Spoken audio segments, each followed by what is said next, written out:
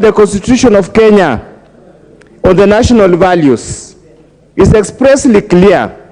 And I want to read Article 11 on the culture. And this is very clear.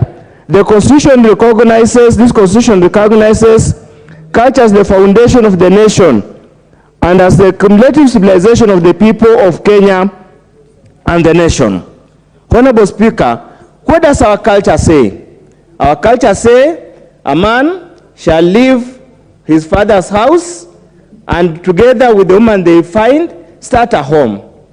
Our culture never contemplated and never talks of any other arrangement other than what is expected.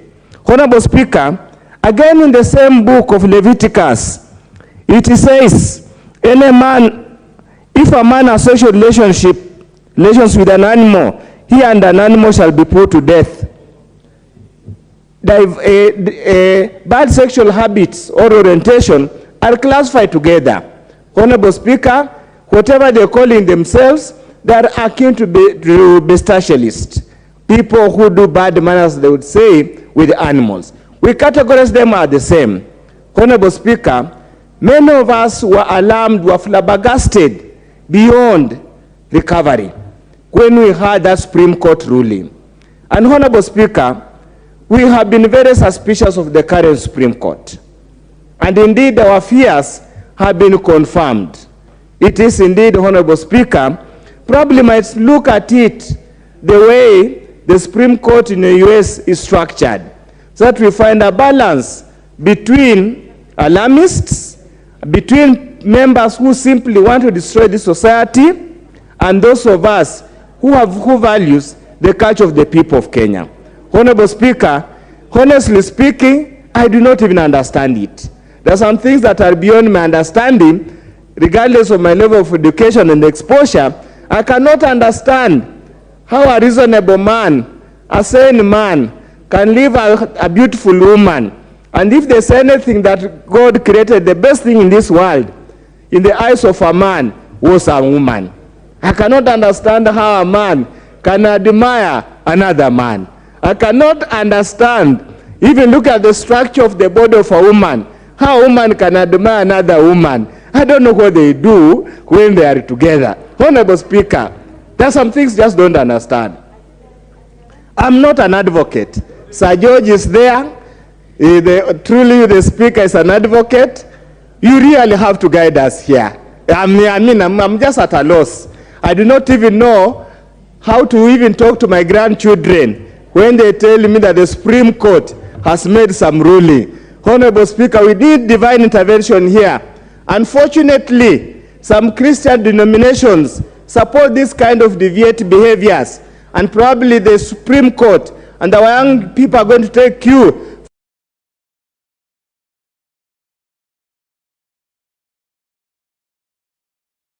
Allow man and a man to attend a wedding. May the Almighty God strike them dead before sunrise. Thank you, Honorable Speaker. Does the Leader of Majority want to contribute?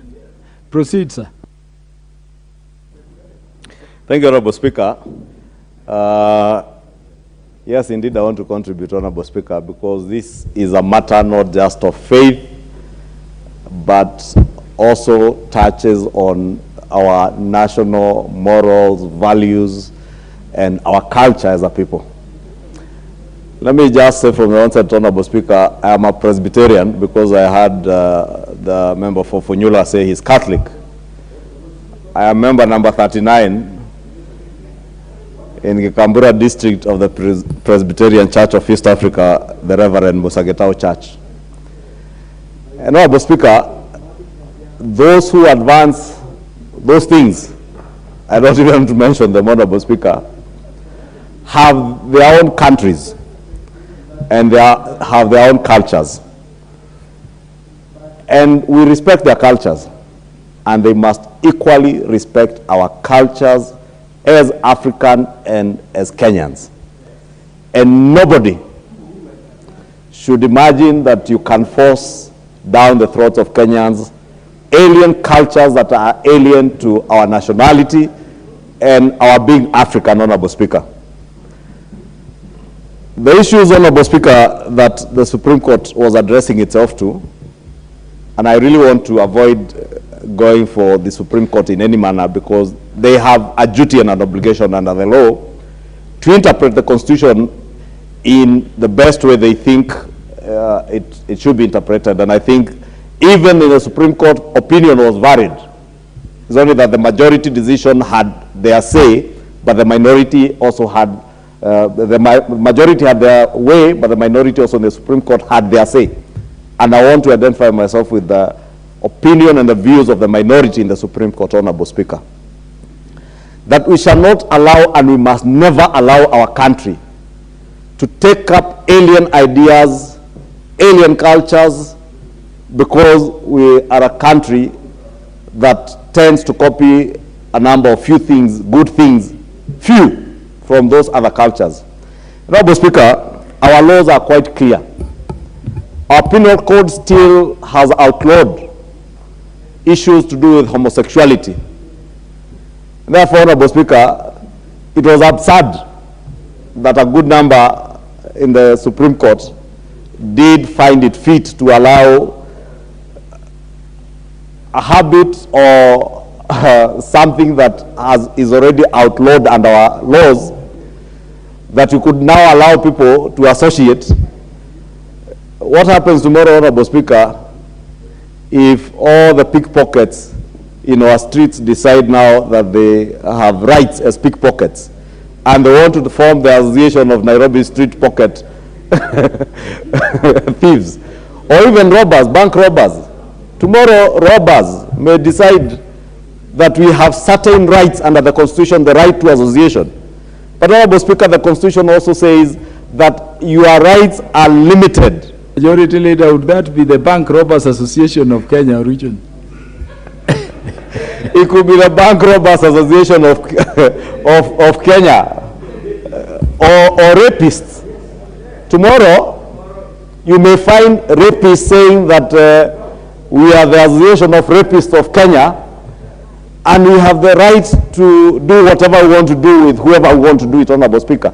And they could argue that out in a court of law and say they are guaranteed of their right to association and freedom of association, Honorable Speaker. But we must also know that our Constitution also limits everybody's rights, and especially where your rights also in a way overstepped to interfere with my rights. And we have also to enjoy our religious rights, our rights to worship, our rights to our own cultures. We must protect our rights. And I want to say, Honorable Speaker, as leader of majority in this house, for the time the Almighty God grants me the opportunity to serve this country as leader of majority, I will not allow, and I said elsewhere, I will mobilize this house and any other house in this republic to ensure that we protect the laws that have outlawed homosexuality, lesbianism, and all those other things that are abominable under our culture and our religions, Honorable Speaker. And we must protect our cultures, Honorable Speaker, and our being as a people. If there is anything I agree with our good friend, President Yoweri Museveni. Give him 1 minute, he's the majority leader. I was saying, Honorable Speaker, if there is anything I support President Yoweri Kaguta Museveni on, is on the issue of LGBT. Honorable Speaker, I will not go to the extreme in how you deal with them, but we must be forthright as a nation to protect our own cultures, our religion, and our beliefs, and we must not allow those countries from the West who believe in those things. Let them believe in whatever they want to believe in, but they must not force us to believe in the things they believe in. They must also respect our culture, our religion, and the things we believe in, but not shove things down our throats, that things we don't believe in. And we want to raise up our children in an upright country, in an upright society, Honorable Speaker, where our children will enjoy to grow the way we grew up, with morals, with good ethics, Honorable Speaker, and in a country that we can all be proud to raise our kids in, Honorable Speaker. With that, I support the Honorable Mwalio and this motion. Thank you. Thank you, Majority Leader. Honorable Farah Malim. Mr. Speaker, I don't know where the world is going to. Mr. Speaker, this is abominable. It's a decadent, it's an obnoxious behavior. I wish I had Babu Owino here to give me all those adjectives that he normally uses for these things. Mr. Speaker, those people are dead as human beings who support such things. In my faith, as a Muslim, the death penalty is what they deserve, people who engage in such things.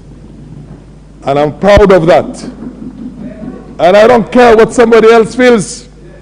The West has never been a moral authority. These are the people who came and enslaved us. And they came and colonized us. And they came and treated us like animals.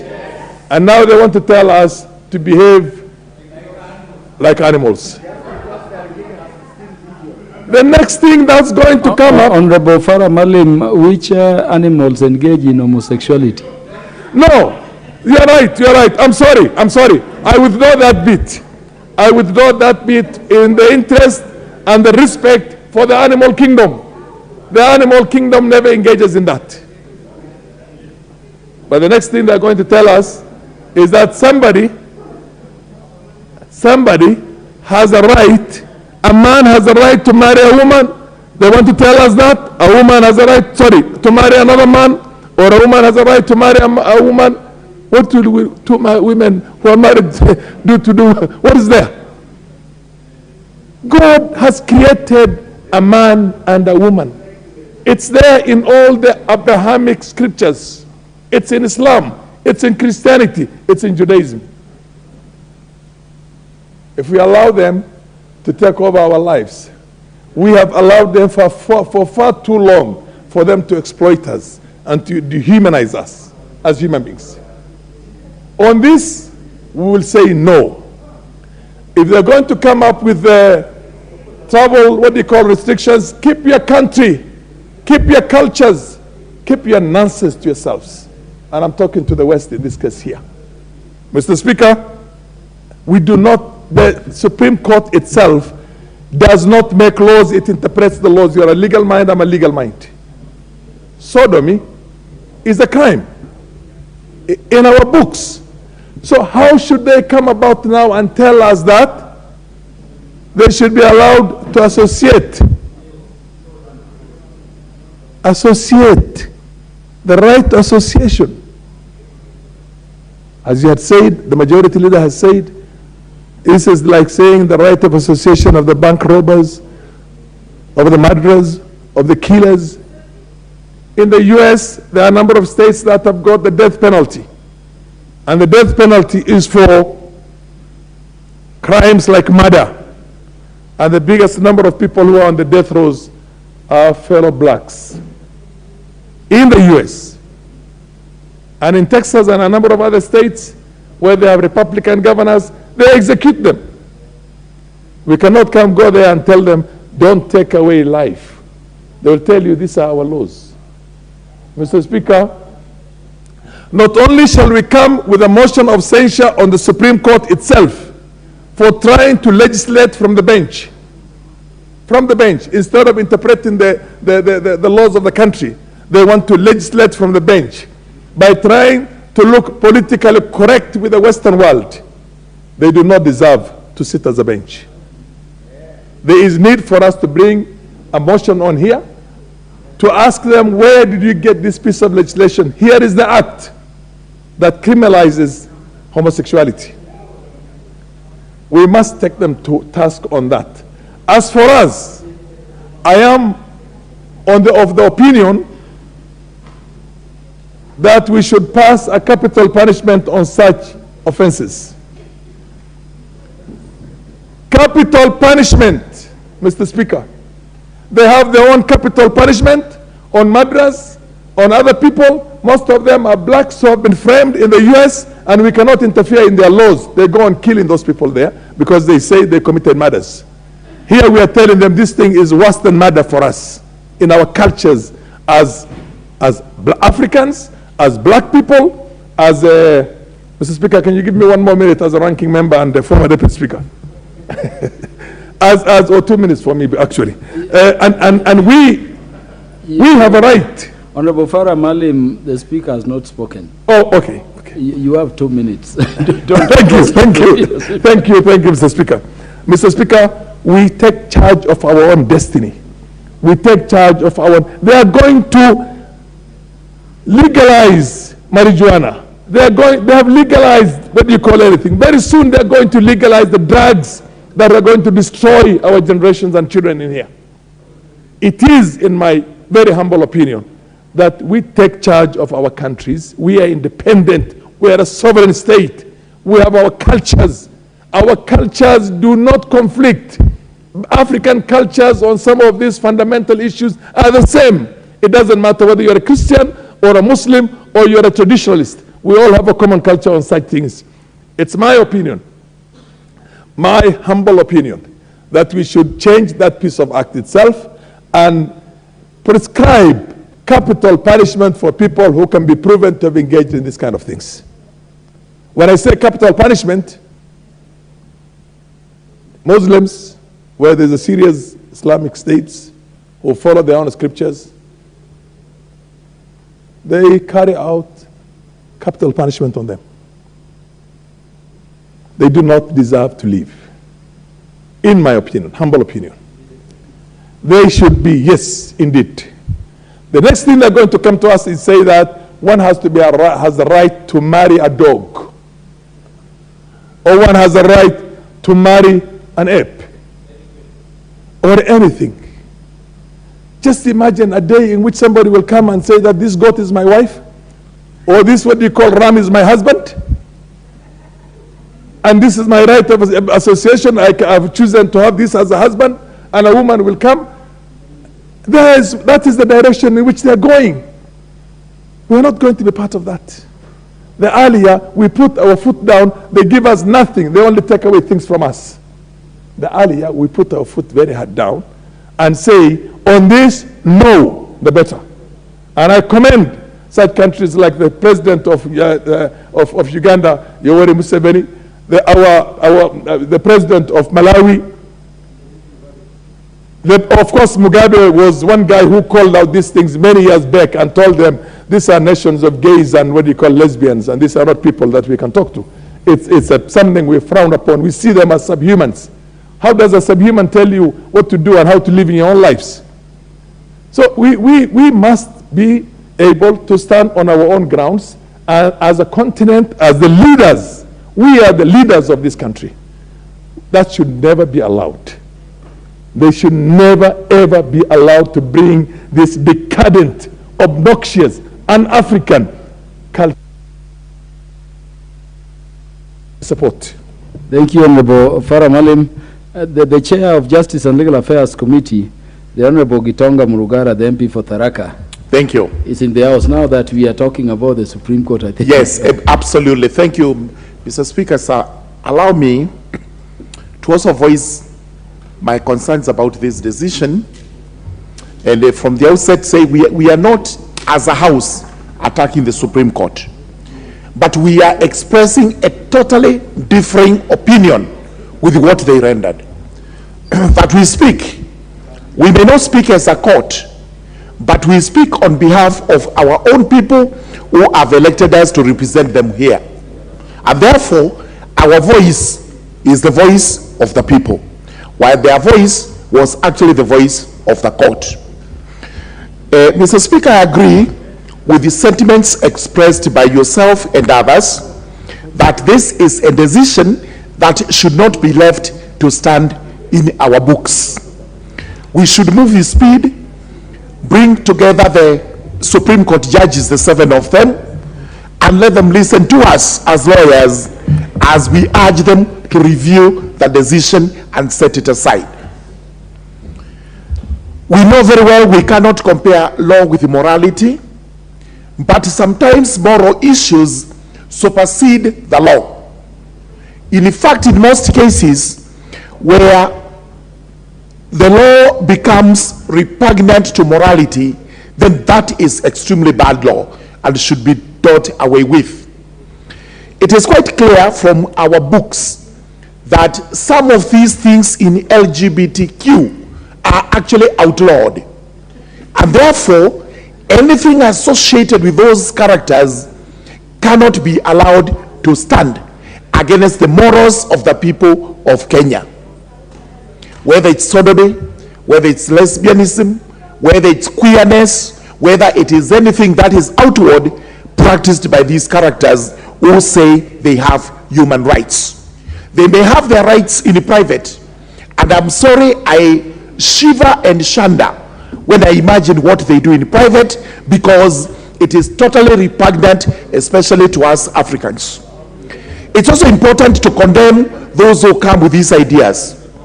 And this is why today we celebrate the president of Uganda, Yoweri Museveni. We celebrate the late Robert Mugabe of Uganda.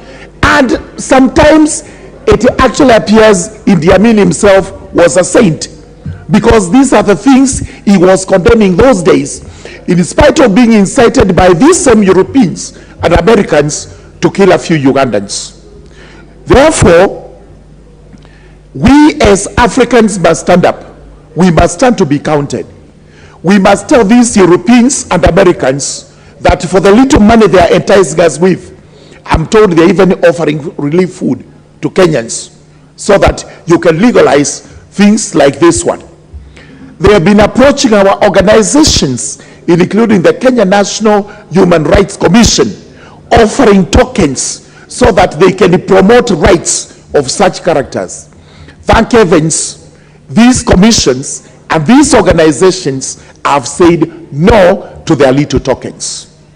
Let them keep their bad habits in Europe, in America. Let us as Africans keep what we consider to be morally upright and suitable for our society. For example, look at these people who are telling us today, these are human rights. They are the ones who came here, and the first thing they did was to point out that Africans do not marry out of love, but do purchase wives because they are polygamous. What is better compared to the two? Polygamy and such queerness they are advancing to us. Polygamy actually has nothing right, nothing wrong in terms of morals. It's upright. It should have been encouraged. Number two, they are the ones also who came along and told us that you people, you don't know how to live. Your customary laws are repugnant to justice and morality, and what have you. Those are the laws that had kept us Africans within the fabric of a good family, which we have maintained to date. Therefore, this judgment, this ruling, should actually be re-examined through a review. And if the review is denied, rest assured, as a house, we will move to outlaw everything they have done, because we have power to do so. I support the adjournment motion. Honorable Patrick Makau, are you on intervention, or you want to contribute? Thank you, Mr. Chairman. Mr. Speaker, I cannot add more. Most speakers have spoken. The first question you should ask, this parliament, we are the most important arm of this government. Mr. Speaker, we cannot allow the courts to legislate from their benches. Mr. Speaker, Article 11 is very explicit about respecting African traditions and cultures. Mr. Speaker, when I see the Supreme Court, which supposedly is supposed to be constituted of men and women, well learned, cannot lead this country to making us believe that lesbians, gays, queers, and those likes are supposed to be given end space in this country. Mr. Speaker, that is not African, it is an African, and there is no religion which ascribes to any of those. Mr. Speaker, it's high time this parliament expressed itself in all ways, in all media houses, in barazas, Mr. Speaker. We must condemn that ruling by the Supreme Court. And Mr. Speaker, it's high time the Attorney General of this country went to appeal this ruling, because those 5 judges who passed this kind of judgment, Mr. Speaker, he favored a group of people that is going to encourage other groups. Mr. Speaker, then we should have the Mungiki. We should have Al-Shabaab. We should have rapists. We should have murderers, allowed then by the same Supreme Court to form alliances, to form associations. Mr. Speaker, when I look at that bench, none of them is less than 40 years. Mr. Speaker, what are they telling our young children? What are they telling the generations? Mr. Speaker, I'm now been made to believe that the former president of USA, Donald Trump, did not support this. Neither is Museveni. Mr. Speaker, I agree with speakers here who are saying we should not just be made slaves because we need funding from the West.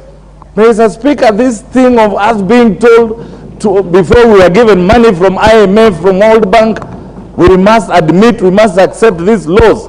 This is strange to us. Mr. Speaker, we must tell them, I know they force us GMOs, and we know the reason why they did that. Mr. Speaker, now they are here telling us we should have a man and a man marry each other. Mr. Speaker, I can't imagine myself seeing a man and having a had-on. Mr. Speaker, that is against African tradition. I must see a woman and feel like that. Mr. Speaker, I am a watcher and I'm a fan of National Geographic, which has documentaries. You see male animals being attracted to females, fighting to death. I have never seen a male animal raising to satisfy itself sexually on another male animal. So what are they telling us, Mr. Speaker? Mr. Speaker, this country, and I want to hear the leadership of this country speak against this. In fact, Mr. Speaker, I think the president of this country should write immediately to the Attorney General to appeal this ruling. It cannot be bearable. Yes, Kenya is a Christian nation. It has Muslims. It has all denominations. But Mr. Speaker, our constitution is supreme. Article 11 explicitly said it. The Ashpal guy spoke about it, his commission, the bombers 1 and 2, they were against this. How can we then, 2023, admit the gays and lesbians of this world to rule this country? Mr. Speaker, on this seat where I sit from, I am telling people who I represent from Mavoko, if you see gays and lesbians, tell them to be wary of me, because I'm going to tell you what you are going to do with them. So are Kenyans. We cannot allow that, Mr. Speaker. We must condemn this ruling by all means, even if it means us calling those judges to apologize to Kenyans and say they judged and they ruled when they were not sober, Mr. Speaker. Then is when we are going to agree with their ruling. However, Mr. Speaker, this House has a role to legislate and make laws that befit this country. Let's not forget our mandate. Let us stand by the virtues and... Honorable Joanna Ngino.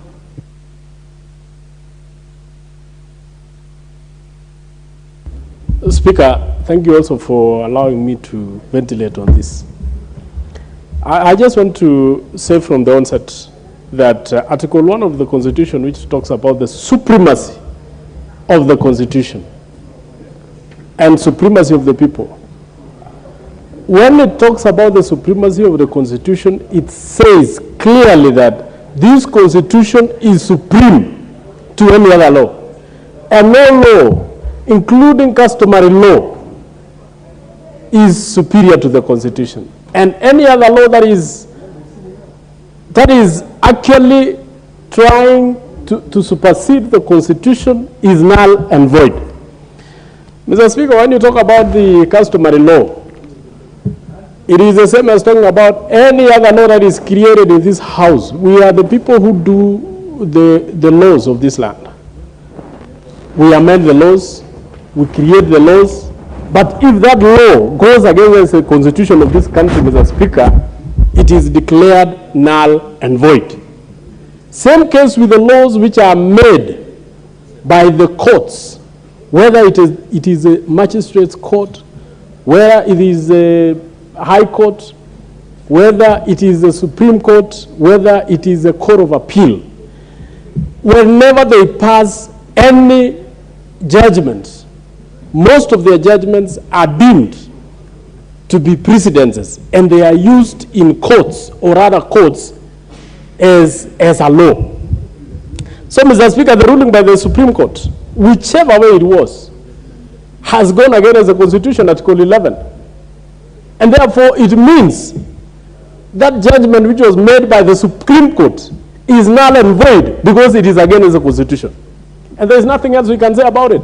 We will still consider in this House that that law never existed. That judgment was never made. We just consider it as if there was nothing done. As if the Supreme Court judge, as if there was 6, if there was 7, they sat in vain. Whatever the decision they made in that particular judgment, it was done in vain. Because Article 11 is very clear. No same-sex marriage is allowed in this country. No same-sex relationship is allowed in this country. No same-sex penetration is allowed in this country, Mr. Speaker. And therefore, when these particular courts declare or presume to be making a declaration that they are making a judgment, they are giving a ruling that we allow these people to have a relationship, we allow these people to look at one another, we allow these people to have some association. Mr. Speaker, that is going contrary to the Constitution. And therefore, Mr. Speaker, I would want to say, just like what my senior said, do we need to tell these judges to revoke? Do we need to create what we call review? Or do we need to pass in this House, Mr. Speaker? Because there was, and I don't want to preempt, there is an intention by a member to pass a law, to bring a law into this House, Mr. Speaker, that will illegalize any act of either association, either penetration, either marriage, on all these people who call themselves, I don't know, gay, I don't know, lesbians. Mr. Speaker, I think we will pass that law with Godspeed.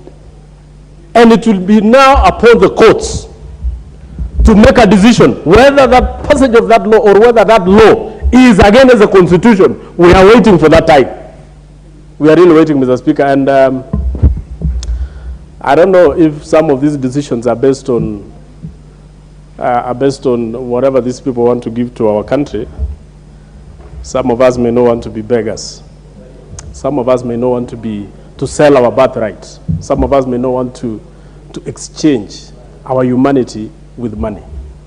We want to tell the Supreme Court, read the Constitution, Article 11, same-sex marriage is illegal, same-sex association is illegal, same-sex penetration, Mr. Speaker, is illegal. I thank you very much. Honorable Jackson Kosgei, nominated MP.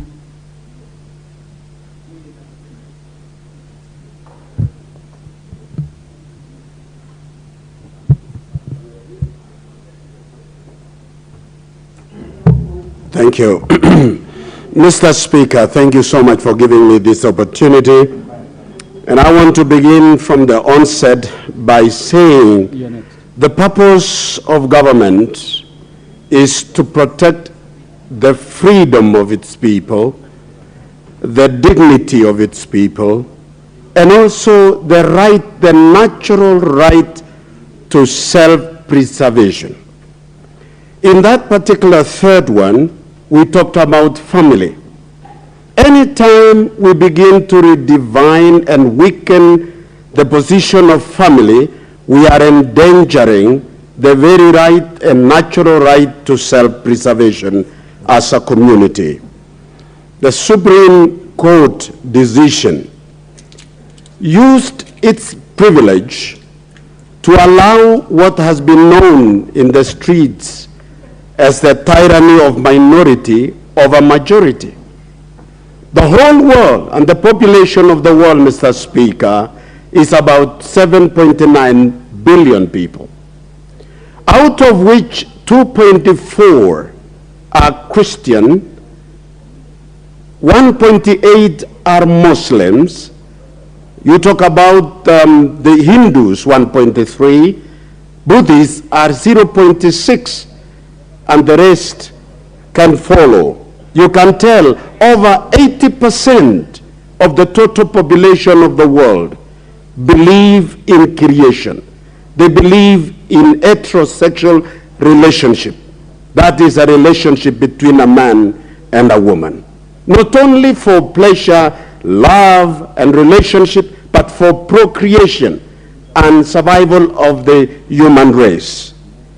If this has been done, and if the ruling by the Supreme Court becomes cast on the stone, then I don't think it can overturn our Constitution. We are going to invoke we the people. And this house is a house which is an arm of government. If it is the arm of government, when such situation happens, which is endangering the very survival of our people, then we must take this to referendum, where the people of Kenya will have an opportunity to speak. We cannot be dictated on by a civilization on its lowest ebb in history. Finally, Mr. Speaker, we want to look at it from the impact of this particular exercise. They want to have the whole world accepting it. All the Caucasians in the world at the moment are facing the danger of being a minority in the world because of population growth which has dwindled. Now, you can see in the next 30 years or 40, trajectory shows that the population of Europe will be very low, that it will take Africa, which is growing, and Eastern Europe to take up, to be able to carry on what they are doing. Is this what they want to import into Africa and the rest of the world to finish their population? We must say no as a matter of survival, as the representative of our people. Thank you, Mr. Speaker. Thank you very much, Honorable Timothy Wanyonyi, the MP for Westlands. Thank you, Mr. Speaker, for giving me a chance also to speak on this motion. Mr. Speaker, if I asked you, what do you call this thing in your mother tongue? Do we have it even described in African languages, how it's called? Because it doesn't exist, and it never existed. You remember in the history, the Mwanga of Uganda, those small boys used to be called pages. They used to be used as bets for this kind of thing, and those who used to be there, they used to be called eunuchs. And those are the things that these people want to teach us, Mr. Speaker. I remember once when we went to see the Pope as Catholic members of Parliament, he told us that when we come to Parliament, we should not leave our faith outside Parliament. We should always come in armed with our faith, legislate, remembering that we are Christians, we have our values, we have even our African values. They don't prescribe this kind of behavior. And as parents, Mr. Speaker, we must be very worried because these people are targeting our young people. Because this thing is infiltrating in our colleges, in our higher learning institutions, and this is the thing that they are trying to do. Remember, Mr. Speaker, in the last Parliament, or maybe the 10th Parliament, the 11th Parliament, Mr. Speaker, there was a member who attempted to introduce a bill that was prescribing some of these things to protect the rights of people or who want to marry people of the same sex. And Mr. Speaker, we realized that and we rejected it. So, Mr. Speaker, what the Supreme Court has done is like they are making judgment not for our society, not for this nation, disregarding everything, and they want to do they want us to believe that this ruling is for the right of these people. How do we recognize an amorphous group that is not even recognized in our laws, in our constitution? We cannot do that. Or the right of association, Mr. Speaker, you remember there was a group from South Nyanza that had demanded that they wanted to be recognized that night runners be recognized as a sport in the Olympics. Mr. Speaker. And you can see Honorable Karoli Omondi is laughing because he knows where those people come from. Yes, Mr. Speaker, and then many other groups will come on board and start demanding for their rights. That let us be recognized because we belong here, we belong this, and on, Mr. Speaker. And we continue like that, then we'll find ourselves wiped out from the face of the earth. If we cannot procreate, Mr. Speaker, then there will be no future generation that will come in after us. In Europe, Mr. Speaker, we're having the older generation. It's more than the younger generation, and they're having a very huge gap between the older and the young people. So what we must do, Mr. Speaker, we must guard ourselves, we must protect our culture, we must protect our children, and Mr. Speaker, we must say no to anything that is going to destroy our values. Mr. Speaker, thank you for giving me a chance to speak on this motion. Thank you. The Honorable Yakubu Ado, MP for Bura constituency.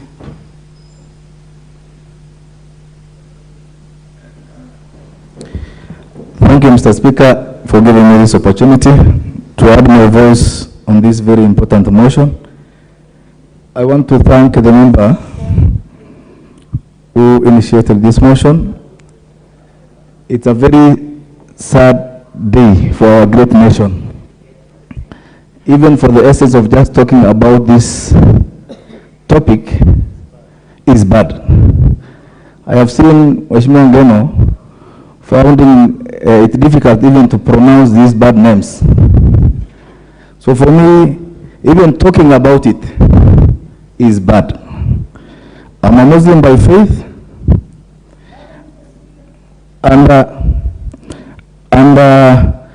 in the Quranic version, chapter 16, verse 72 says, and Allah has made for you of yourself spouses, and made for you from your spouses sons and daughters and grandchildren. I want to challenge anybody who is pursuing this dream to show us any offspring raised from this association. We can go further and further in terms of provision of chapters in every faith, be it Islamic, be it Christianity, that condemns and illegalizes that kind of association. I don't want even to mention the name. I want to condemn that decision by the Supreme Court on this issue, and want to associate myself with the opinion of the minority of those judges. I want to loud on the same voice again His Excellency Yoweri Kaguta Museveni, the President of Uganda, for having taken that bold step. And I have heard that even Uganda, after he has just assented to that law, they got a very heavy downpour, a very heavy rainfall. Even for us in Kenya, I believe, as a Muslim, the many problems and challenges we are facing on this earth is because of such kind of vices which the West intend now to put into our midst. It is time we don't sit on the fence, we don't bury our heads in the sand, we come forward and challenge this vice that wants to be brought to our youth. Thank you, Mr. Speaker, sir. Honorable Karoli Omondi, MP for Suba South. Thank you very much, Mr. Speaker. And for the record, night running is one of the indigenous sports. Mr. Speaker, I rise to add my voice to this motion, and I would like to begin by stating that I firmly believe in the natural order of things, and that, like magnetism, opposites attract. And I also appreciate the genius of God in creating the instruments of affection and attraction between people of different gender and making them to have universal application and standards, if you know what I mean. But Mr. Speaker, life has its own complications and contradictions. So does nature. If you remember the very smart people who drafted the American Declaration of Independence, Thomas Jefferson and George Washington and the rest of them, they say that all men are created equal and each is endowed with certain inalienable rights, amongst them life, liberty, and the pursuit of happiness.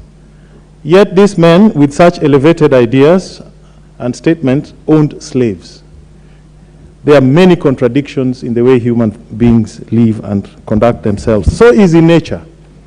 This thing, the topic we are talking about, LGBTQ, if you look at those particular abbreviations, some of them present very complicated medical conditions. For example, transgender, where someone's gender identity is very different from what is typically known to humanity. Or intersex, where really one is endowed by both sexual organs. It is easy when you talk about lesbians, where a woman is attracted to another female, or gay, where one is attracted to people of the same gender, or one is bisexual, or is queer. Or queer is where the gender is fairly fluid. Or there's a new one, questioning, where nobody is still not quite clear what their gender identity is. Or even where one is asexual, where there's no sexual attraction. Mr. Speaker, these things present very complex issues that I see a lot of passion and I see a lot of interest in this matter. But I would like to urge tolerance. We all remember one famous man called Galileo Galilei, who discovered that the earth actually orbits around the sun, and the sun is always at its meridian. The Catholic Church called this heresy and sentenced him to life imprisonment, and he died in prison. That was called intolerance. Mr. Speaker, Pope Francis, on Tuesday, January 24th, 2023, which is this year, uttered the following words: "And I'm a Catholic, and I profess that faith. Criminalizing homosexuality is unjust. God loves all his children just as they are. Being homosexual is not a crime." Mr. Speaker, while I understand and agree that this is not part of our culture, and this is behavior that we should not support, I completely do not agree that we should exercise or show discrimination against LGBTQ on the basis of their sexual choices and orientation. As Africans, we have experienced discrimination on the basis of race. Honorable Karoli Omondi, I'll add you a few seconds. Yes. But did the Pope read section 162 to 165 of Kenya's Penal Code? Or the Pope said homosexuality is not a crime in which country? Mr. Speaker, 67 jurisdictions around the world have criminalized homosexuality. So Kenya is one of them. The Pope is aware of that. After all, much of your law is part of canon law as developed by the Catholic Church. But what I do not agree with is discrimination based on something that is a personal choice. Mr. Speaker, I would urge that we don't, as much as we discourage this behavior, much of our effort should be in education, better family values, better family lifestyles, better family engagement, and not engage in invasion of privacy as you currently see. I also wonder why sometimes the LGBTQ exhibit themselves. I think the best policy would be don't ask, don't tell. I would really urge caution that there should be no profiling of people because of their gender, sexual choices, or denial of services or isolation. Thank you very much, Honorable Karoli. Is Honorable Gichimu Gidinji, the MP for Gichugu, in the House? Not in the House. Let us have Honorable Ferdinand Wanyonyi, the MP for Kwanza. Mr. Speaker, thank you for the chance. And I wish my friend, the previous speaker, I didn't even want to listen to him, but he has a right to speak in this House. The only thing is that, please, I hope you are an African. And I'm upset, Mr. Speaker, nothing personal, but let me make my point here. That somebody says is right. And I just want to find out, the Supreme Court sat, and somebody I think mentioned here, I think that sitting should be in vain. We should not even talk about it. I don't even know how I'm going to talk about, when I see that in the newspaper, I normally remove that page and throw it away, because my children may just read what is actually being written there, and I don't like that, because I'm an African. Please, we are Africans. We are not going to be here importing cultures that don't even make value. There's African culture, there's a European culture, but now, how do we now, the whole, and I think, I'm not a lawyer myself, I'm an economist, I want to be told by the lawyers in this house that the Supreme Court judges are Africans. And I think there's something they missed. And therefore, for us to be sitting here to discuss about this, it's an abuse of the culture, which has brought me to where I am today. And for heaven's sake, this should not even waste our time here. And I want the lawyers in this country, in this house, because we make laws in this for the prosperity of this country. We are not just going to take something because a white man has said that this is good there. For heaven's sake, Mr. Speaker, I want to take this opportunity and condemn that ruling by the Supreme Court, because these are Africans, and I want to ask whoever she is, the Supreme Court judge is here, I hope she's listening to us, she follows this, that was wrong. It was just because she wanted to pass time and not have you and get her salary, that's different. There are more important issues than that. So, like sodomy, for example, in my culture, is criminal. You don't expect somebody to sleep with another man. There are beautiful girls out there and women. How would you go and sleep and persuade a fellow man? And then you say it is illegal? My good God, please save me from this. I want to take this opportunity and ask the lawyers in this country to condemn that, and that discussion, that meeting that they had is just in vain, and I want us to discuss other things. I wish, Mr. Speaker, that I'm the last person here and we talk other business, because that is unheard of. We know that happens in Europe. We have been in Europe, we have been to Asia, we have been to whatever, but that kind of behavior, even in Europe, whoever is saying is right, is not right. So, Mr. Speaker, I do not want us to talk about it, because that's importation of culture. Africans are proud of having their own culture. And for us to have this in this country, Mr. Speaker, please spare this country, spare Kenya. I'm part of Kenyans, and I do not want to hear this kind of thing. And I hope that I'm going to be the last speaker on this, because we have better business in this house to discuss. I'm discussing about things that cannot even make sense at all. And I want to take this opportunity to ask His Excellency the President of the Republic of Kenya, His Excellency, please rule this out of order, rule this out, so that talk about it. Uganda has talked about it, and we're expecting you as a Christian. You are a Christian. Your Excellency, condemn this, outlaw this. We don't want to have a discussion on this, and I hope that this is going to be the last person.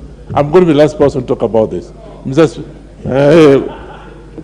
Wait a minute. I'm saying it because I don't see sense in what we are discussing, because it's wrong. And therefore, I support whoever brought the motion. I was not in the House, but I support whoever brought in the motion. And I look forward to His Excellency making a comment on the same and condemning whatever said that we can, that somebody's right to do whatever he wants to do, like my colleague has just said. You get out of the House. No, I didn't say anything. I simply said you're a good friend. Honorable, I support. Honorable Ferdinand Wanyonyi is making these passionate presentations with the wisdom of the past. Honorable Joshua Kimilu. Thank you, Mr. Speaker, for giving me this opportunity, Mr. Speaker. I rise to speak on the matter on the National Gay and Lesbian Human Rights Commission being legalized as an NGO. Mr. Speaker, as permitted by the Supreme Court of Kenya ruling on February 24th, 2023, Mr. Speaker, while the court ruling has opened the door for registration of this organization, it is important to note that the decision has sparked public outrage, and understandably so. Mr. Speaker, I want to say that this is not even an issue. As Kenyans, we need to listen, to sit down and listen about it, because it's against the law and against the culture and the values of our country, Mr. Speaker. Mr. Speaker, as a nation, our principles, norms, values, and practices have never been anchored on and defined and characterized sexual orientations, Mr. Speaker. The act of unnatural sex acts and association have been criminalized in the Penal Code, Chapter 63, Law of Kenya, and the Sexual Offense Act, number 3 of 2006, Mr. Speaker. Allowing this to happen, Mr. Speaker, to register with the gays and lesbian, it is title set and unprecedented legal precedent, and we risk a floodgate of other groups and associations registering the similar reasons, Mr. Speaker.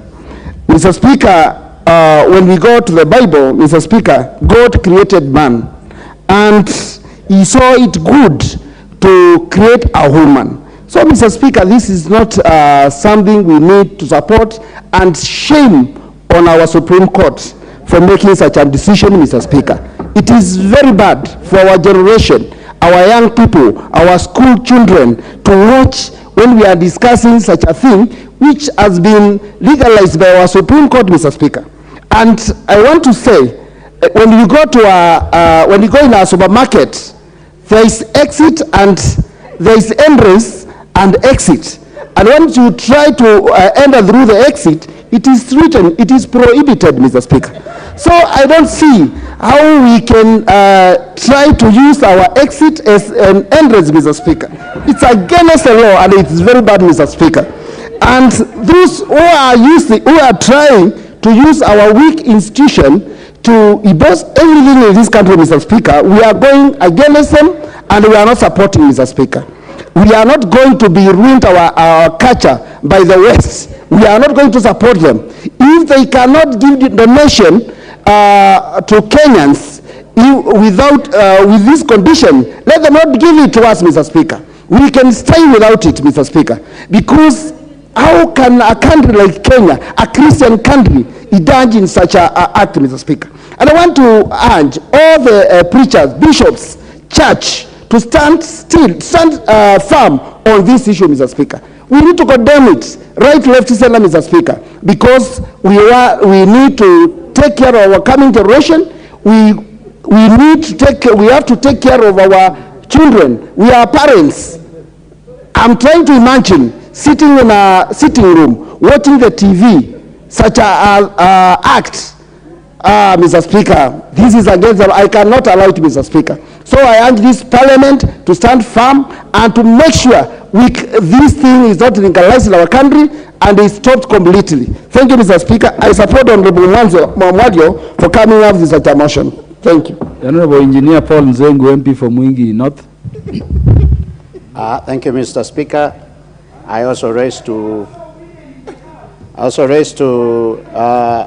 congratulate Honorable Pastor Mwalio for bringing up this motion, and from the onset, I completely support the motion. And I want to say, Mr. Speaker, that the ruling by the Supreme Court to allow the registration of this organization is the beginning of the killing of our society. Because I cannot imagine a society where a woman is marrying a woman and a man is marrying a man, and for that matter, you do not expect any product out of it.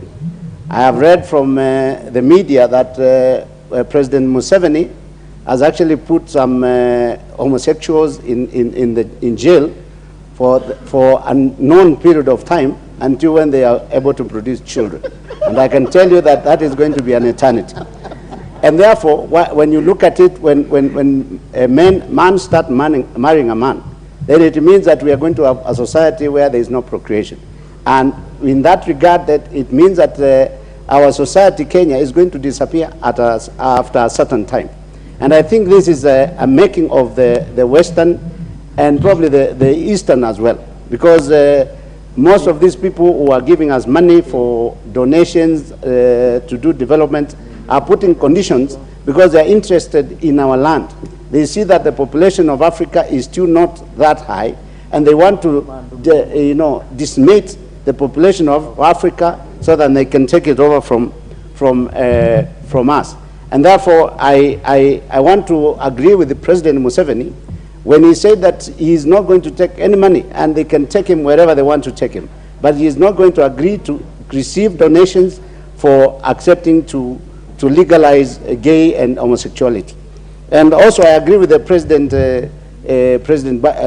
Biden, the president of the most powerful country in the world. He pronounced himself on this matter. And he said that he told men that you can never be women. You do not have a womb, you do not have ovaries, and you do not have any organ that supports you to become a woman. And for that matter, it will be a shame and for your parents, because after some time, you of course grow old, feel frustrated, and probably you hang yourself, like the president said. And then after hanging, it will not change. Where the tomb where you'll be buried, it will be written your name. If you are a man's name like Paul Nzengu, it will be written there, Paul Nzengu is the one buried here. It will not change to be a woman.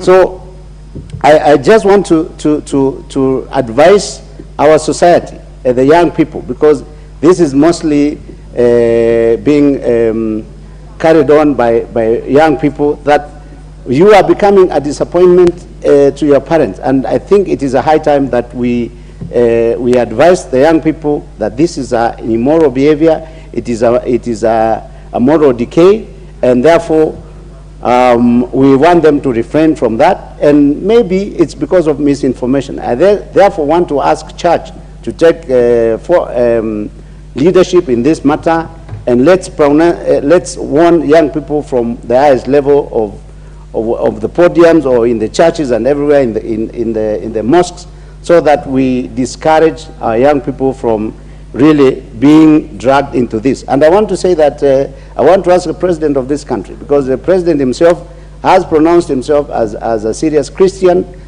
that if Museveni, who has not even been pronouncing himself as a Christian, has refused to bow to the pressure of the Western, then let's Kenya not accept any monies or donations that are tied to a condition of legalizing homosexuality or gayism, and let us pay taxes for that matter. If we must then run our country, we should not run it using dirty money that is conditioned for us to allow homosexuality and gayism.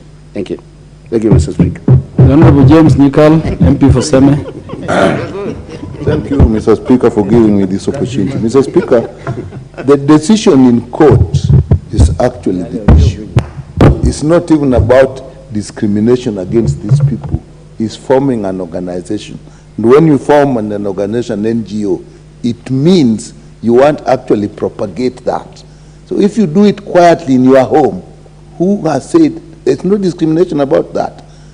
So if you look at this thing, whichever way you look at it, even if you look at it biologically, really, this is something that we should not propagate.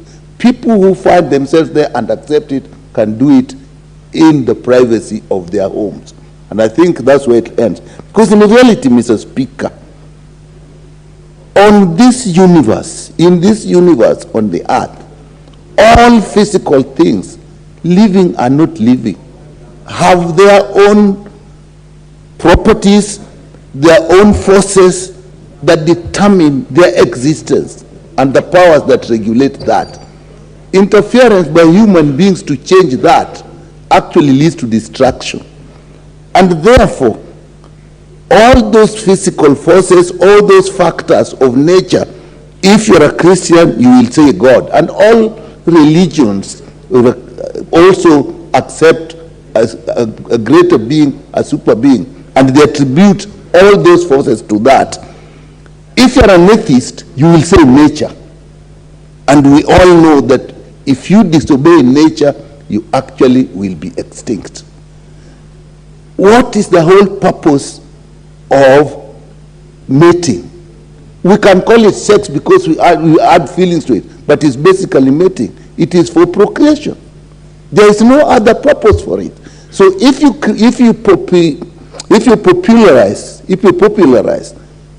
promote a mating that actually does not lead to procreation, eventually in the end that is destructive. And I don't see why we should pursue that. And therefore that ruling was actually giving provision for propagating it, because you cannot say register an organization. The object of any group is to promote what they do. And I think that is where they are. So these laws of nature, these laws of God, are then what human beings we then incorporate in our morals, in our cultures, and in our religion, and should also be in our laws. That's what we do. And in all cases, you look at our cultures, they reject this. You look at our religions, they reject this. Even our laws, as it is, reject this. The Constitution is clear about marriage, man and woman. Culture is accepted in our Constitution. Our laws are unnatural sex is illegal. So what is the argument? I cannot understand, I'm not a lawyer, the argument of discrimination when people want to propagate something which is not acceptable to all. I think our rights stop where other people's rights also begin. So in this case, I don't see what the discrimination was about. So I don't think there's any discrimination, and the lawyers that actually, the judges that passed this, in my view, I do not agree with them. Really, in life, it is those laws of nature, even when, however educated we are, professions, law, engineering, all these things, what they are studying are the laws of nature by which we live. We cannot defy these laws. Mr. Speaker, just let me just one thing.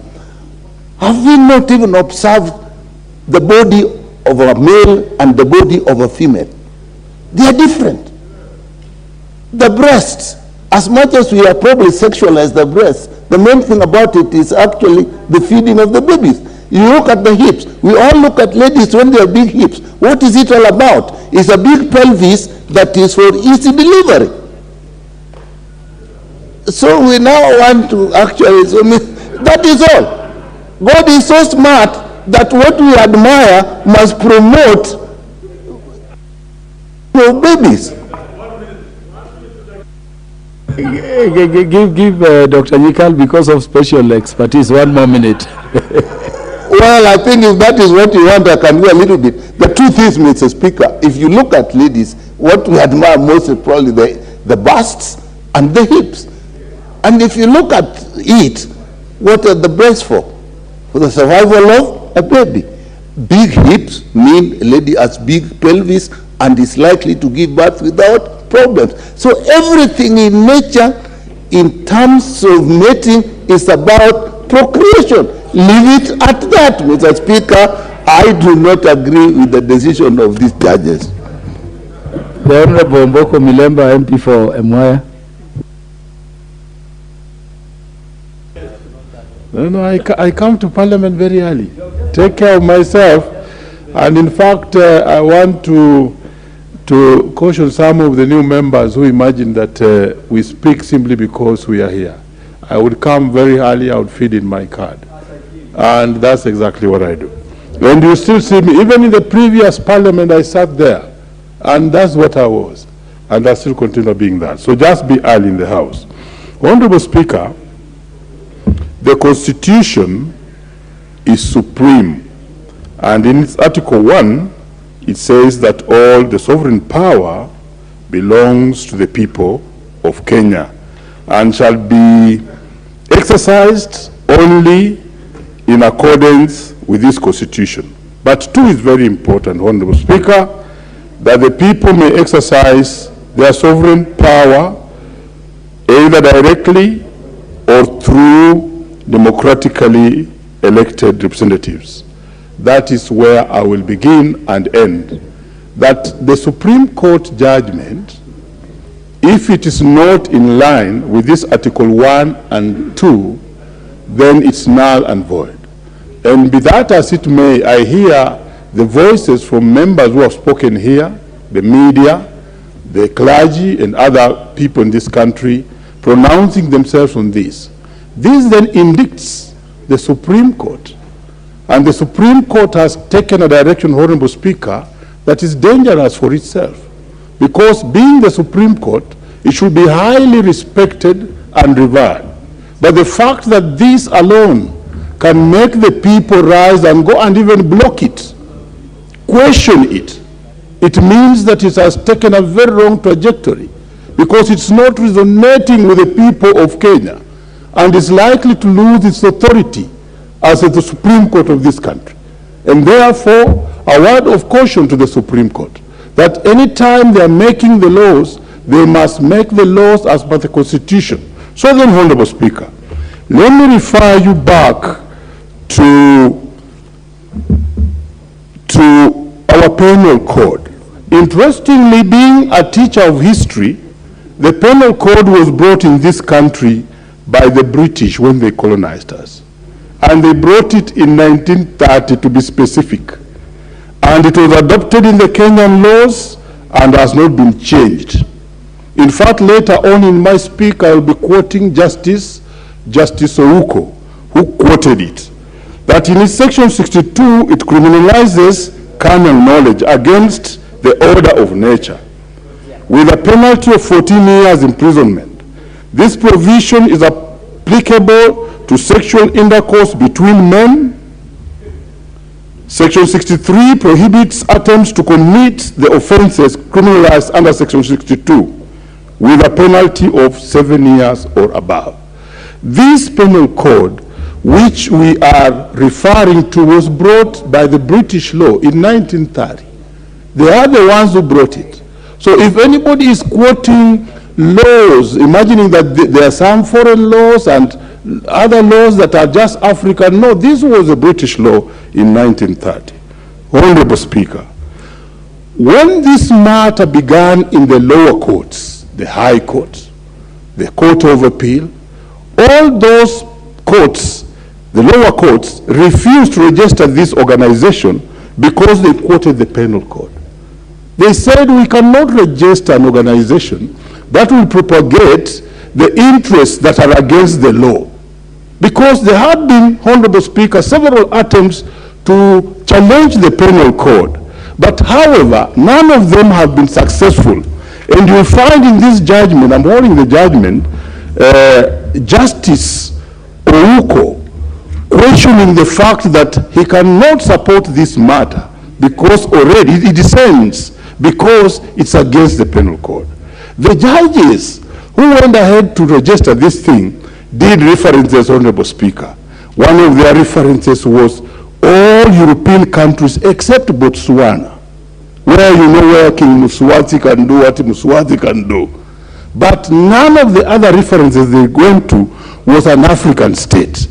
I want to say, so that I don't even take extra time, that this is a wrong judgment and we shall indict the Supreme Court. And if possible, we as members of Parliament and leaders of the people could organize demonstrations.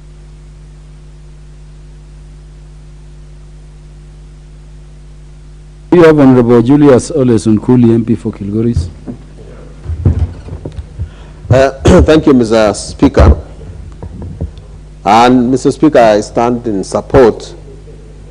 And Mr. Speaker, I was reading a book called Giovanni's Room, which was written in 1958. And what surprises me about that book, Mr. Speaker, is that even as early as that, homosexuality was already a problem in the West. The only good thing about it is that at that time, the writers considered homosexuality as a disease, as a problem. And when you look at the way this disease has been spreading in the West, I am tempted to borrow the words of Sir Michael Blundell when he said, "So rough a wind." There is a wind, Mr. Speaker, that is blowing, and it is so rough a wind. There is a temptation by one culture to come and dominate other cultures. Honorable Dr. Lillian Gogo going out. She's supposed to be the next to speak.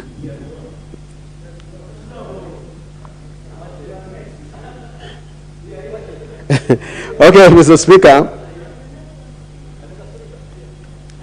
And as I said, that this so rough a wind that is blowing, if you know what is going on in our schools, if you know what is going on in secrecy in this country, the whole thing about homosexuality is actually on the rise. And we have to be alert as institutions of Kenya. And I want to request the Supreme Court of Kenya to always remember that they are the Supreme Court of the Republic of Kenya. And they must be like us. They must think like us. In the first place, this country, between the Christians and the Muslims, we are 93%. If you might differ a bit on the mathematics, the Christians being 63% and 30% being the Muslims. And each of those dominant religions believe that sex be conducted in accordance with the order of nature. Regardless of whether what my learned friend, what my honorable friend Karoli says is trying to understand how, be sympathetic about how people behave. The truth is that our religions, and I'm a Roman Catholic, do not believe that this is the way to go. But more important is that we are Africans. And gentlemen and ladies, honorable members, let us not behave like the word values has lost value. There must be value in values. So what do we stand for, we here who are black Africans? It has never been in our nature to behave the way the Supreme Court wants to persuade us to behave. We must stand, if nothing else, tall and strong because of our culture. I don't know myself how it actually works, how this thing called homosexuality works. I know that under the penal code, men are not supposed to have sex with men. I'm surprised, Mr. Speaker, because you are also a lawyer, it does not even think about women having sex with each other. That is not even contemplated. I think it was a very distant idea. So, if we want to survive as Africans and not go through the slippery road that the West has gone through, we have to preserve our culture. The numbers in the West are reducing because they are propagating something, they are promoting something called queer. How do you even promote something called queer? Mr. Speaker, the preservation of our dignity, the preservation of our faiths, the preservation of our religions, and the future of our children demands that we say no to this trend that is being developed. I support. The Honorable Dr. Lillian Gogo, the MP for Rangwe. Thank you so much, Honorable Speaker. I was running some little favor, so fever and I was almost giving up on my position. But thank you for giving me this chance to add my voice to the foregoing motion. I want to thank the honorable member who brought it to the floor of the House. We have had many court rulings that are questionable in the recent past, Honorable Speaker, and among them there was recent, other than the one on LGBTQ, is the idea that upon divorce, then people or couples should have their matrimonial property divided according to how they made contribution to that property. And I was left asking, if we all pursue property as man and wife, then who takes care of the children? It is the women going for property, the men also going for property, because they don't know what happens tomorrow, and the children are left on their own, Honorable Speaker. The kind of court system, the judicial system that we have in this country is adversarial. It is adversarial to the extent that we have a litigation that is undertaken before an impartial judge who is presumed blind, deaf, and also dumb. And we have parties present their case, and depending on how they argue out their case, a decision is made by the bench. I wonder if we were ever friends of the court in this matter as members of the National Assembly or any of our representatives. Once the matter has been passed, Honorable Speaker, we are here condemning the matter and saying that the judges did this and this. You realize that there is separation of powers. We, as the National Assembly, Honorable Speaker, must make laws, and the judiciary must mediate upon disputes and also make their own judgments. Have we failed as a House? That is a question that should also rule as we debate on this matter. Honorable Speaker, it is despicable that we are having and breeding a society where there is no direction upon our children, Honorable Speaker. Honorable Speaker, when was the last time you told your son on how to behave where there is a girl? Honorable Speaker, when was the last time I told my daughter how to behave where there is a boy? We are busy looking for money. We are busy doing our own businesses. We are busy studying and leaving our children to technology, buying them the most expensive phones, and they go to sites that attract them. They go to sites, Honorable Speaker, where they see men marrying men and women marrying women, women kissing women, and men kissing men. And there are people who are enticing these young people, Honorable Speaker, to engage in this kind of activities.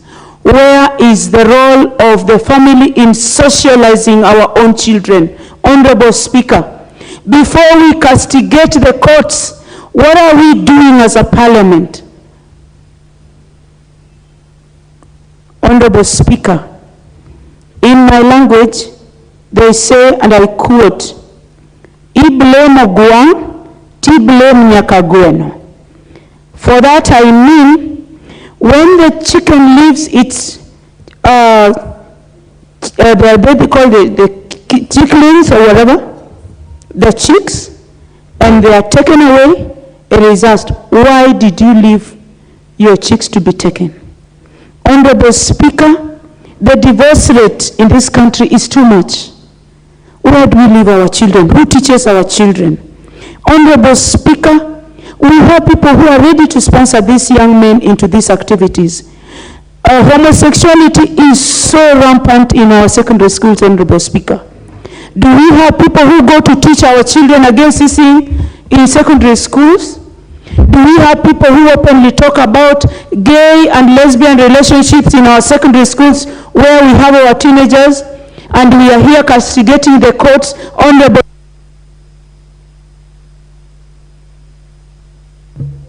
30 seconds only.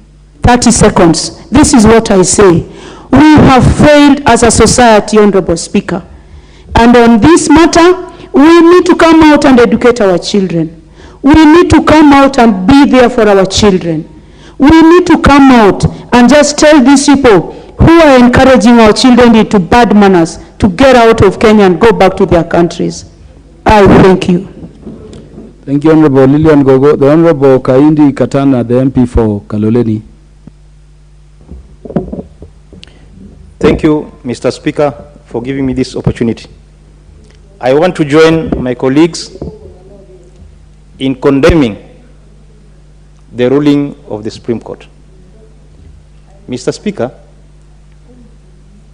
we as Africans, we have our African and cultural values, which the Western and the Americans must respect. This country is guided by the rule of law and the Constitution. The Supreme Court contradicted itself by saying that homosexual is not allowed in our country as per the Constitution. Then how come that the same judges are now saying the gays, the homosexual, lesbian, they have a right? What a contradiction. The Supreme Court judges must apologize to Kenyans. Mr. Speaker, I'm afraid this House is slowly losing its authority to the judiciary through the back door. So this House must stamp its authority. I'm a Catholic by faith. I know the teachings that homosexual is not allowed. Both the Bible and the Quran pronounce itself that marriage is for a man and a woman. Mr. Speaker, what feelings would I have for another man? This is the cleverest way by the West and the Americans to reduce the population in Africa, and Kenya is a target.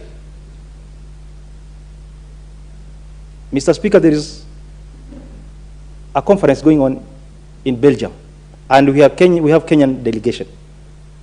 I had the privilege in January, I was in Arizona, through the invitation of the Family Watch International.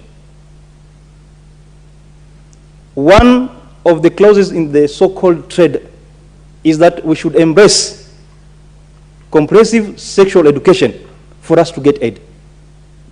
This is the second colonization by the West. If we have to embrace homosexual for us to get aid, then we don't need it in Kenya. And I'm calling upon our president, who is a Christian and a family man, to address the nation on the issues of LGBTQs. And I'm calling upon all Kenyans, from the political divide or religious divide, we have to come together and condemn these activities. You saw what happened in Kisii. Young children are being asked on how to do homosexual. And these people, they're here. They have penetrated everywhere, all the institutions of this country. And there's a lot of money which is flowing. They have the agents in this country.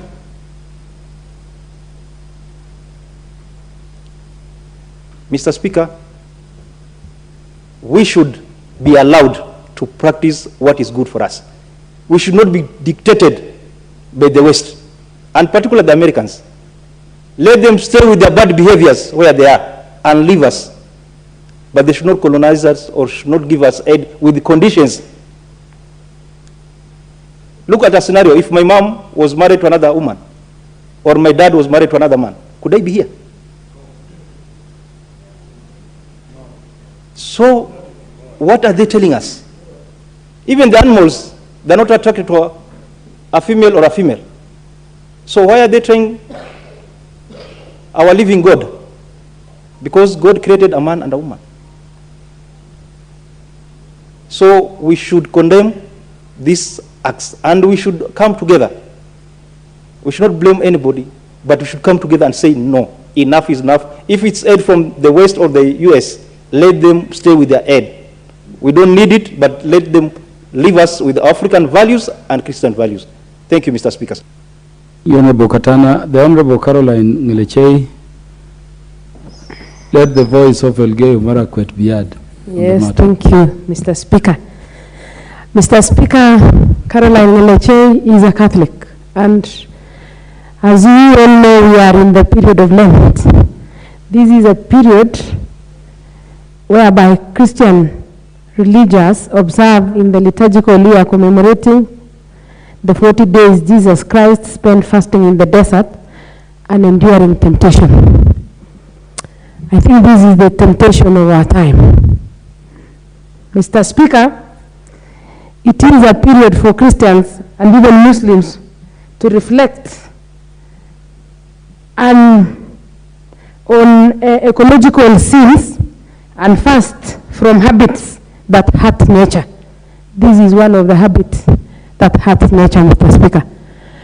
Mr. Speaker, I want to contribute to what Mr. Mwalio is against.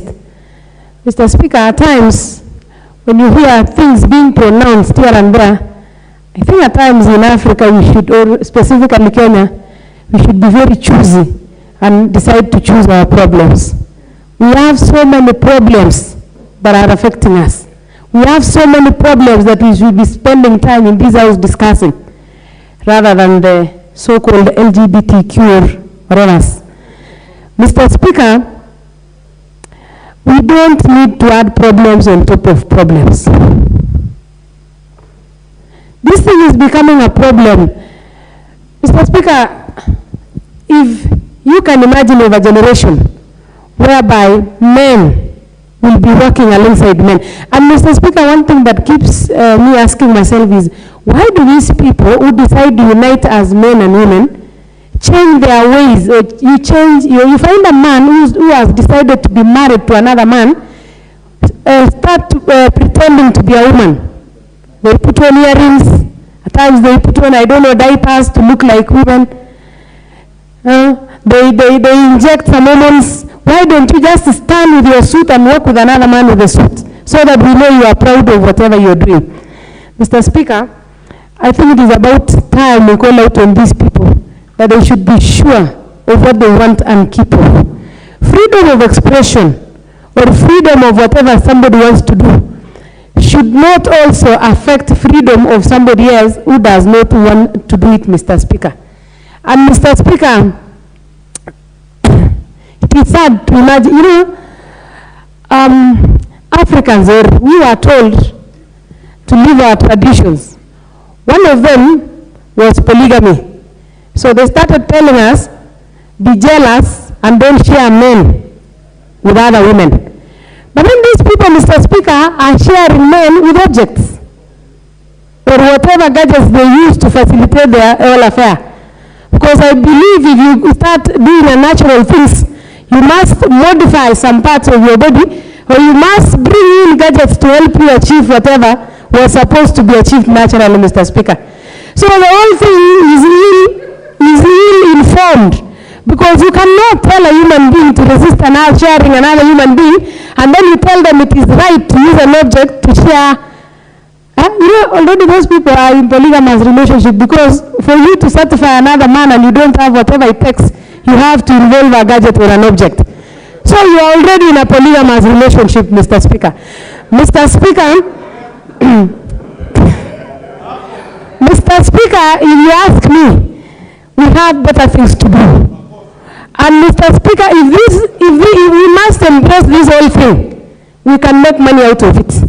Let us start companies to manufacture the gadgets in the EPZ and take it to them, those who want to use it. Mr. Speaker, we have enough natural gadgets around us and we can utilize them. those in need of them, we can do a factory in EPZ, we do the necessary, and then we take them to wherever they need it. But as around here, I think, Mr. Speaker, third thing should not be something to be discussed. Mr. Speaker, sometimes, I think it was 3 years ago, the Chinese manufactured something called Samantha. And the women were so jealous with that Samantha thing, because it was giving us an unfair competition. Because it was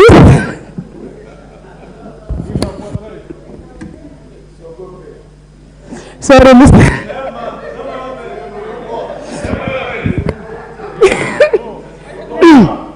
Sorry, Mr. Speaker.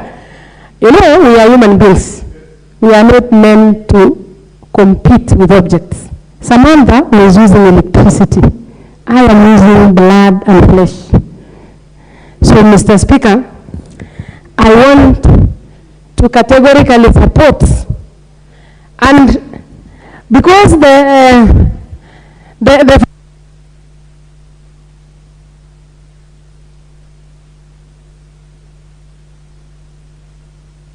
30 seconds, because you took a bit of time laughing at Samantha. Thank you, Mr. Speaker. The whole affair to me is what here, because already we know that our constitution outlaws sexual acts between consenting adults. But at the same time, you are allowing something which is outlawed you are allowing them to form association. So, Mr. Speaker, I can call it hot air, and it shouldn't be either here nor there. Thank you, Mr. Speaker. The Honorable Oscar Nabulido. Thank you, Mr. Speaker. Thank you for giving me an opportunity to also express myself on this motion of adjournment brought by Honorable Mwalio. First, I take this opportunity to join hands with my colleagues who have strongly condemned the Supreme Court ruling about this issue that is burning the nation. Mr. Speaker, Kenya is a very, very religious country. And since that ruling was made, debate has been going on around this country about our beliefs. This is Africa, and in Africa we have values, norms, and traditions that we subscribe to. And so this ruling has actually gone against the values, norms, and traditions that we believe in Africa. Mr. Speaker, sir, this ruling is actually giving very bad precedents to this country, because so many other groups are going to come up and it's going to be chaotic in this country. For example, we have these very many groups which believe in fantasies and fetishes, like there are those who subscribe in bestiality. They are also going to say they want their right to associate. We have the necrophilias. They are also going to say they want rights to associate. We have pedophiles. They also want rights to associate. So if such rulings are made in this country, then this president is going to make very complicated decisions in future for this country. Mr. Speaker, we should be careful as a country of what we adopt from the Western countries. In Western countries, they have their own beliefs, they have their own norms, and they have their own traditions if they have. And so by just copying because we are seeing things on the internet without considering what the majority of people feel is actually wrong. And of late, the Supreme Court has been making very controversial rulings that do not actually go hand in hand with the beliefs of the many Kenyans. And I wonder why that is happening in this country, where the Supreme Court is always ruling against the thoughts and ideas of the majority of Kenyans. If this debate, even in this House, almost 100% of the members of the House are opposed to that kind of ruling. So it means the whole country, and this represents the people. It means 90%, 99% of the country do not subscribe to that kind of behavior. So why are they ruling? On whose favor are they ruling?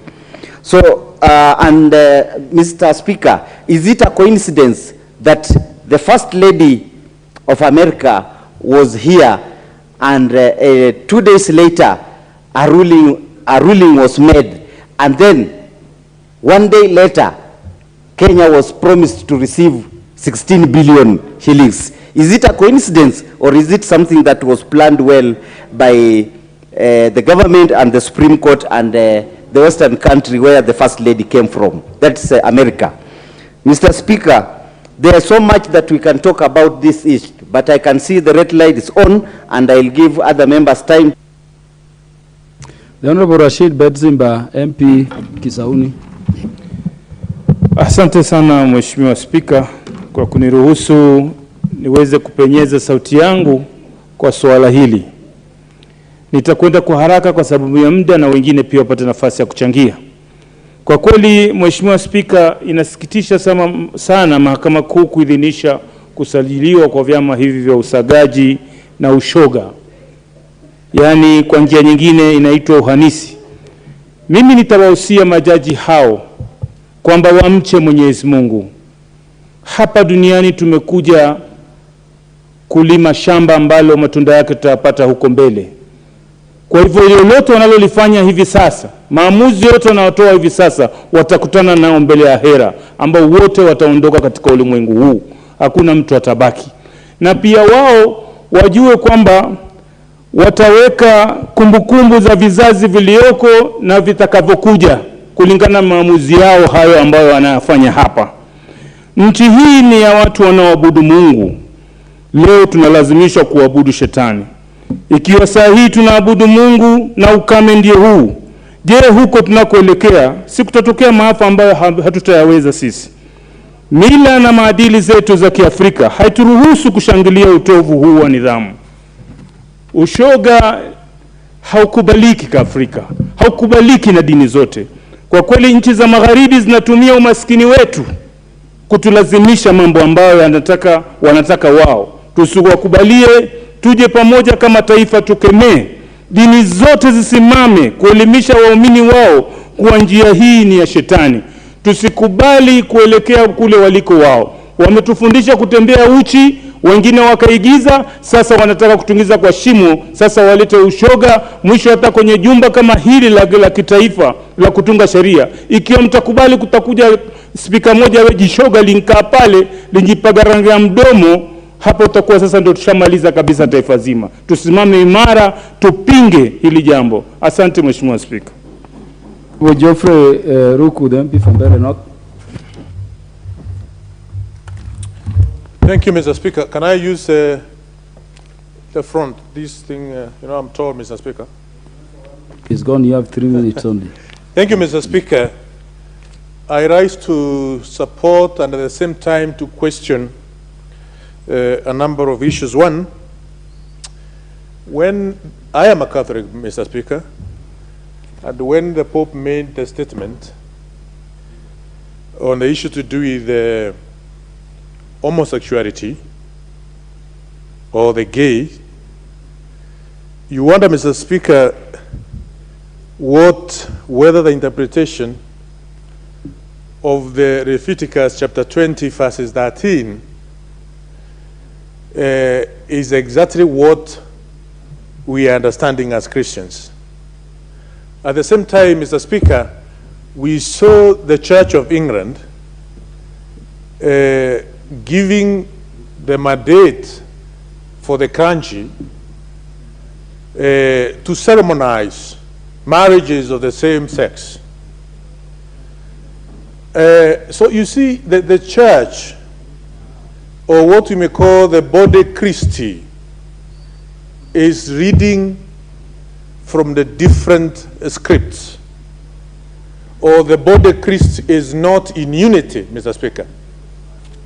And I think it's high time for the church to call a synod of bishops so that the bishops of the Western world and the bishops of the African countries can be able to speak with one voice.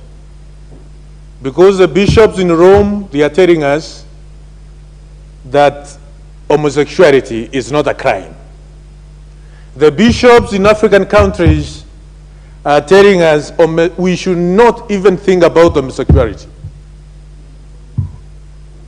Number two, Mr. Speaker, is that as parents we are supposed to raise our children without the Supreme Court telling us that our children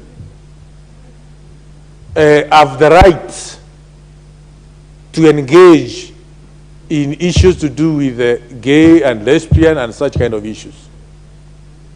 So I rise to support the motion that this thing should be condemned with the strongest terms possible in our nation. But the church should be in a position to speak in one voice because it's a universal church.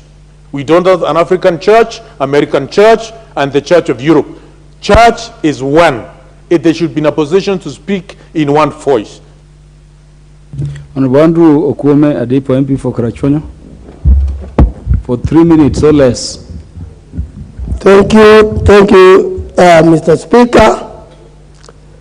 In fact, it's strange that I'm talking or I'm given an opportunity to talk about what I hate, because our culture certainly does not allow us even to discuss, leave alone consider.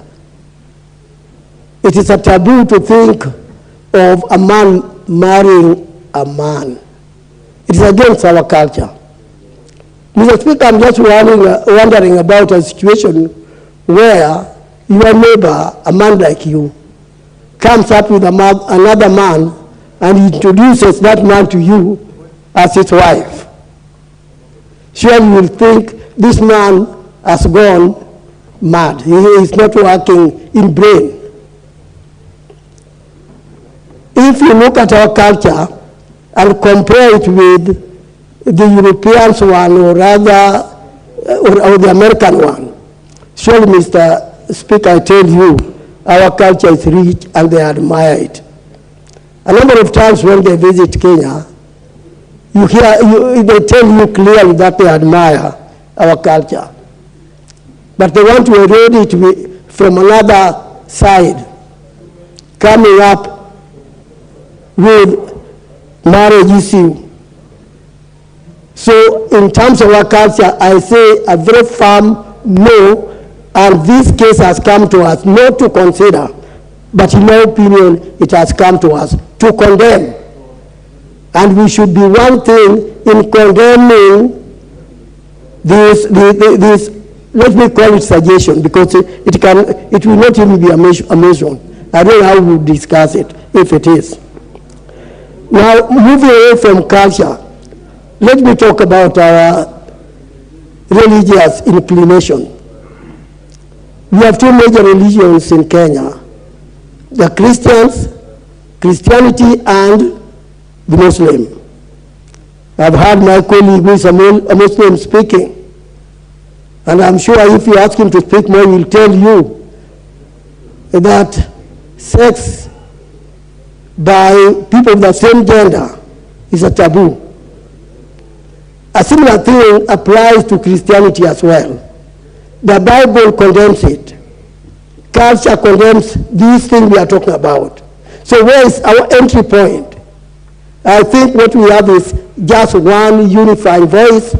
Let us condemn this, and I therefore don't have any favorable word, even one word, positive, I don't have for this suggestion. I call it so. Thank you, Mr. Speaker. I see the time is against me. Thank you. Thank you. Thank you, Honorable Moses Kirima. Thank you, Mr. Speaker, for giving me this opportunity to contribute to this important motion as it relates to the existing discussion before the House. Mr. Speaker, sir, Mine is to say that this motion is timely because it deals with the real core of the family values. Mr. Speaker, the Supreme Court went beyond what it's supposed to do because it undermines itself. It has shown that it lacks integrity because it should be a custodian of our culture. It should be a custodian of our, what we call tenets of the society, or what unites Kenya. If you look at it clearly, it goes even against the Constitution. Because, Mr. Speaker, sir, if you will allow me to quote the Constitution, if you look at Article 55, Article D, Article 55, yes, Article 55D says that, Mr. Speaker, that the youth, the state shall take measures including affirmative action programs to ensure that the youth are protected from harmful culture, practices, and exploitation. If you look at the culture which is now being introduced to us through the Supreme Court, that culture is going to be harmful.